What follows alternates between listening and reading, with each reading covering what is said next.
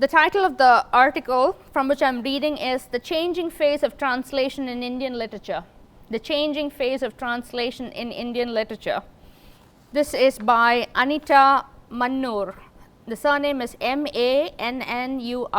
M-A-N-N-U-R. Anita Mannur. And this was published by the University of Ottawa Press 2000. It's slightly dated, but the arguments are still relevant. 2000, University of Ottawa Press. Okay.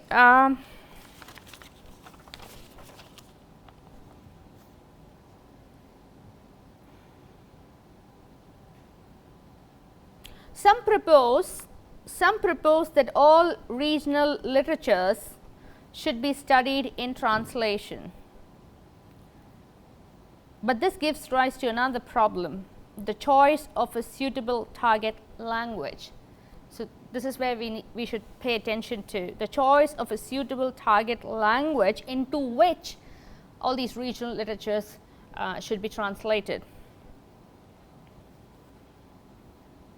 Although the main focus of literary scholarship traditionally centers on translation from regional languages into English, this issue has been hotly contested, right. On the one hand, there are those who believe the linked language in India should be English, and on the other hand, there are those who argue in favor of Hindi.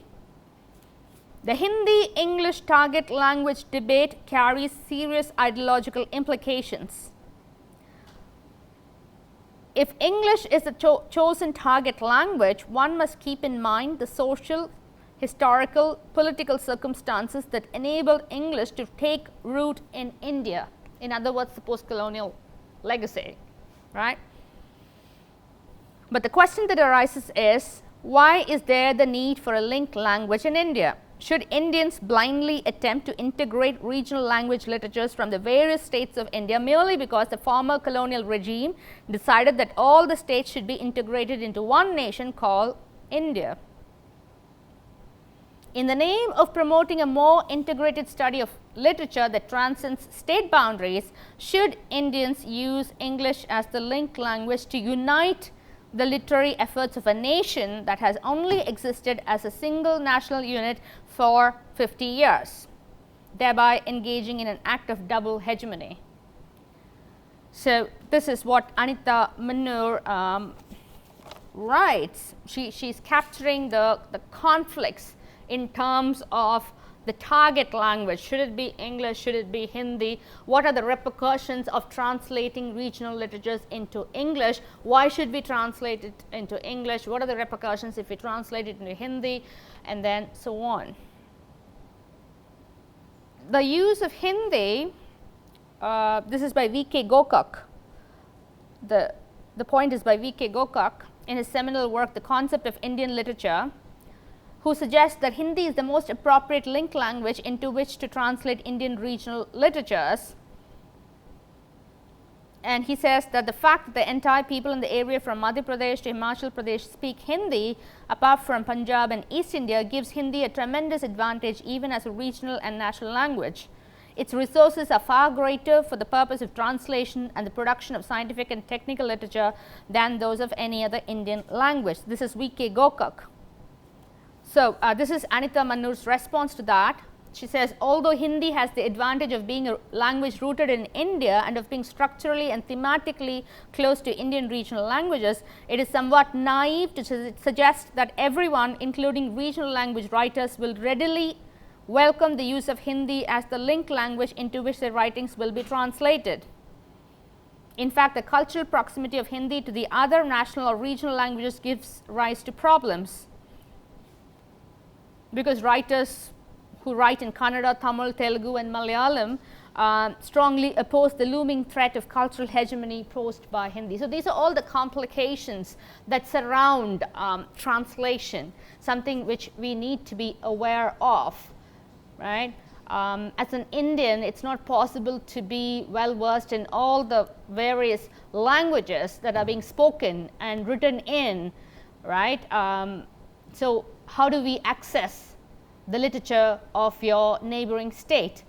In which language would you read them? Would you prefer to read them in Hindi, which is becoming a common language, or would you read it in English, which is already a kind of a linked language, not only across India but across the globe? In which language? So that question is coming up too. What's your response to that? When I read this, I was wondering, why not get these regional literatures translated in your own mother tongue and read them in your mother tongue?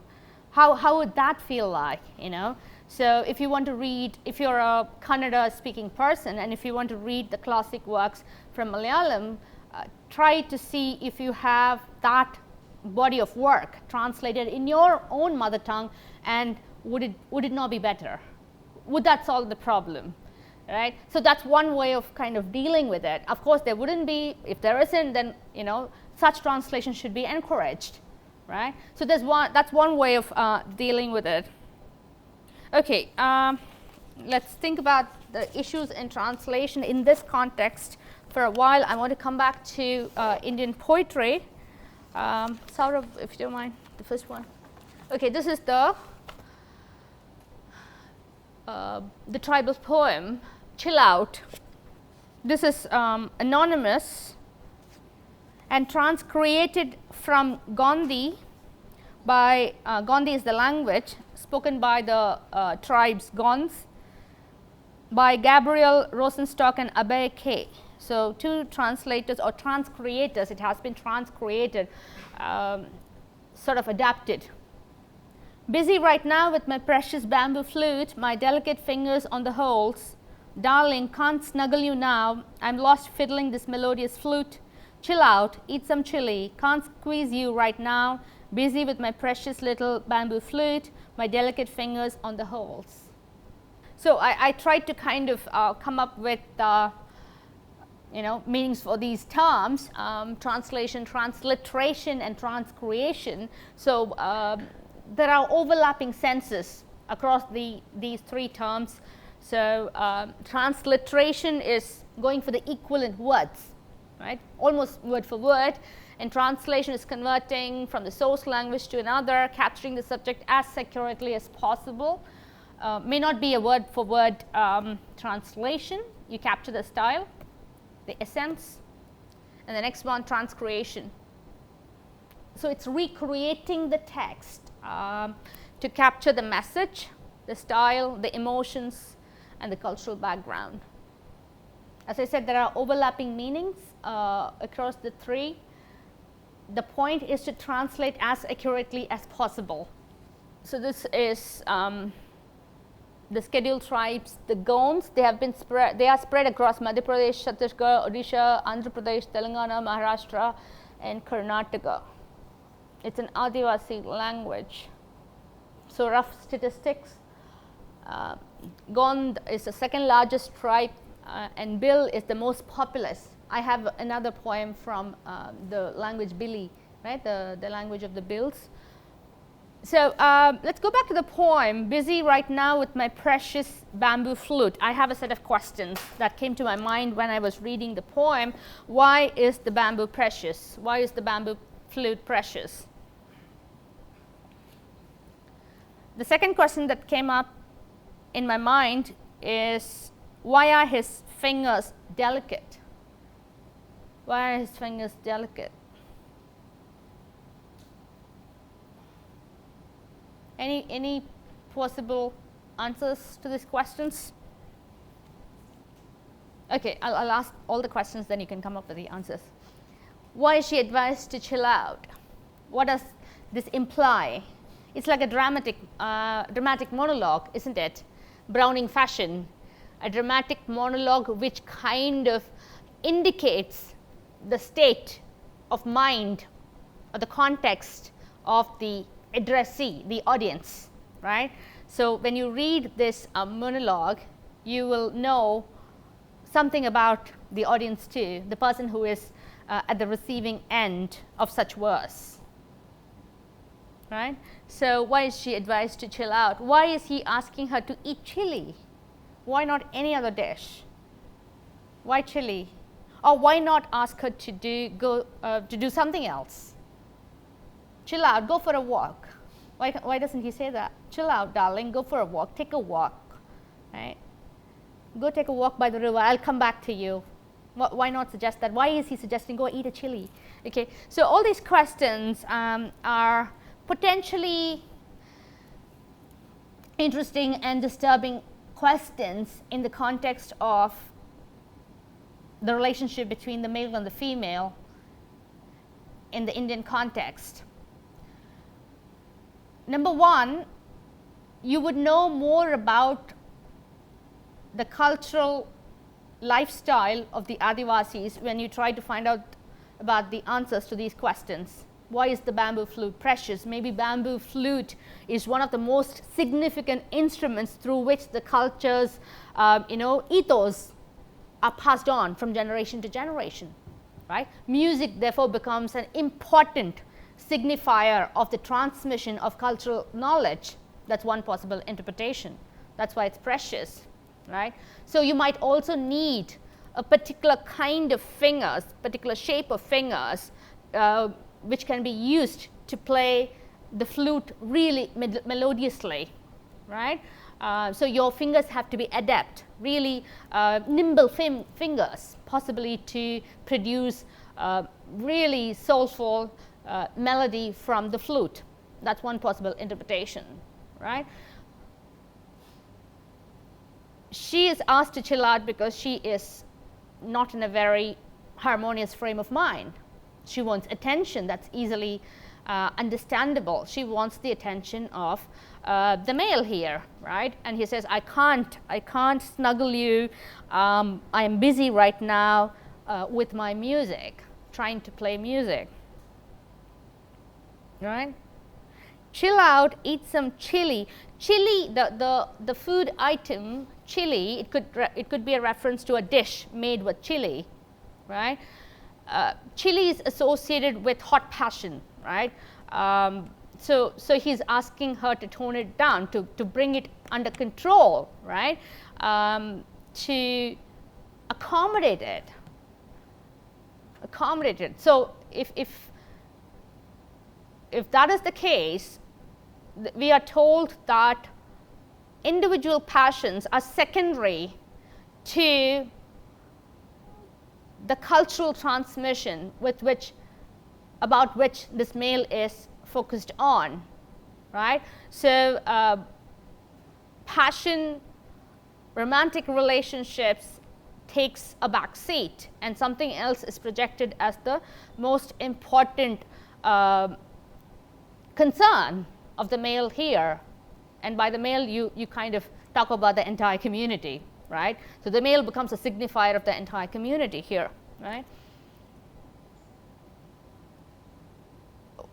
I'll go back to the question. Why is she not advised to do something else? Why is she not advised to pick up a flute and play the flute? You know, you pick up a flute, you play it, you write poetry. Why don't you paint? Why don't you go to sing songs? So that suggestion is a problematic suggestion, right? The suggestion that comes from the male is a problematic suggestion in my reading. Okay, can we move on to the next one? Okay. Why is the title of the poem Chill Out and not My Precious Bamboo? Why this title? Once again. Why not Precious Bamboo? If bamboo playing is the most important cultural function of the male in this community, why not keep that as the title? So, several things come up. So what is happening, at least according to my interpretation, is that the male-female relationship is brought to the foreground only to fracture it, destroy it, and push it to the background. So the important thing here is the fact that the man is asking her to chill out, not that he wants to highlight his flute playing capacities. At least that is the That is the message that this transcreation suggests to us, right? If bamboo playing is precious, that should be highlighted, not the fact that the female lover is shushed, you know. So that's one of the ways you can interpret this poem, and there are other interpretations which are possible and as valid as mine is. The only thing is that you should bring some cultural evidence and argue a case in such a way that it is convincing, right? Okay, we'll stop here.